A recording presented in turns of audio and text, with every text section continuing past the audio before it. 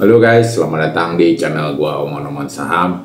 Nah, di video kali ini gua itu pengen sharing aja guys ya, pengalaman gua dalam menetapkan tujuan berinvestasi saham ya guys ya. Nah, guys, tujuan berinvestasi saham ini penting banget ya guys ya buat lo untuk supaya lo tuh bisa sukses gitu loh guys ya di bursa gitu guys ya. Sayang banget guys ya, lo kalau investasi saham seperti pengalaman yang gue lakukan dulu gitu guys ya, dalam menetapkan tujuan itu gue itu salah gitu guys ya di awal-awal dulu gitu guys ya. Setelah menyadari ternyata guys, penetapan tujuan kita berinvestasi saham itu akan sangat mempengaruhi gaya kita berinvestasi saham gitu loh guys ya. Nah, dan itu nanti juga akan menentukan kita akan sukses atau enggak di pasar saham ya. Ya, jadi gini guys, dulu itu guys sekitar tahun 2017-2018 ya, itu awal-awal gue berinvestasi saham, itu gue itu tidak ada niatan sedikit pun ya guys ya, tidak terpikir sedikit pun untuk bisa bebas finansial dari saham, itu nggak ada guys ya. Jadi yang gue pikirkan itu adalah gimana caranya untuk melipat gandakan uang aja untuk tujuan-tujuan konsumsi guys ya. Jadi gue tuh dulu berinvestasi itu tujuannya untuk beli sepeda ya, sepeda yang agak-agak mahal sedikit ya guys ya, yang di atas 2 digit gitu guys ya. Kadang-kadang gua itu tujuannya juga untuk beli motor ya guys ya, untuk beli motor atau untuk ini gitu loh guys ya, untuk beli mobil gitu loh guys ya. Tujuan kita berinvestasi saham, yang hal itu membuat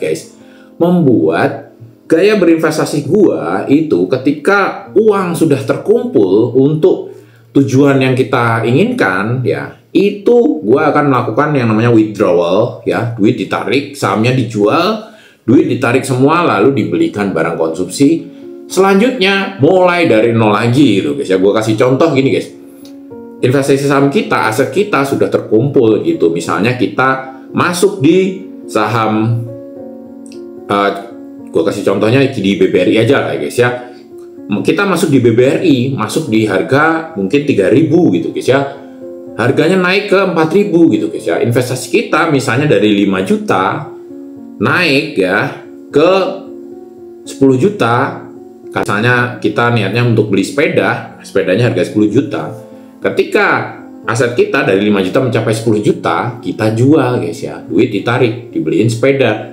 Lalu sahamnya mulai dari nol lagi gitu guys ya. Nah, dengan tujuan kita berinvestasi saham untuk membeli barang-barang konsumsi seperti itu, yang terjadi selanjutnya adalah aset kita itu tidak pernah membesar gitu loh guys ya. Ya padahal ya guys ya, investasi saham itu yang benar yaitu untuk jangka panjang gitu guys ya.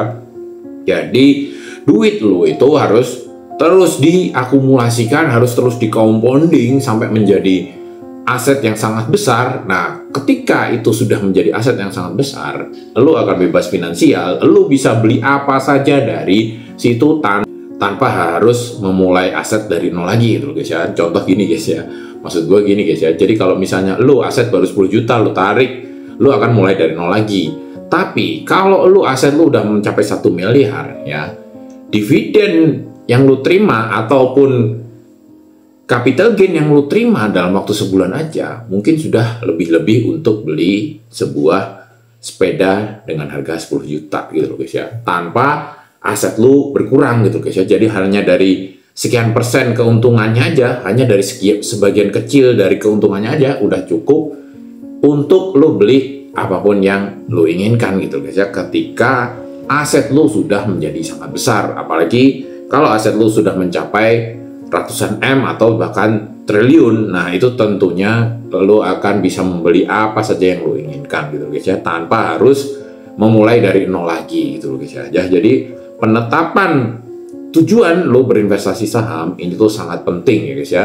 Kayak lo selanjutnya akan mengikuti tujuan lo itu gitu guys ya. Jadi misalnya lo bertujuan untuk konsumsi, maka ketika aset saham lo itu sudah mencapai target untuk membeli barang konsumsi, lo akan melakukan withdrawal dan lo akan membelikan dan lo akan memulai dari nol lagi gitu guys ya. Kalau tujuan lo adalah bebas finansial, lo pasti tidak akan buru-buru withdrawal dulu gitu guys ya. Lo akan terus berusaha untuk akumulasi, lo akan berusaha terus untuk compounding sampai lo bebas finansial. Nah, baru lo akan menggunakan keuntungan-keuntungan lo dari saham itu untuk membeli barang-barang ya, kayak gitu ya guys ya.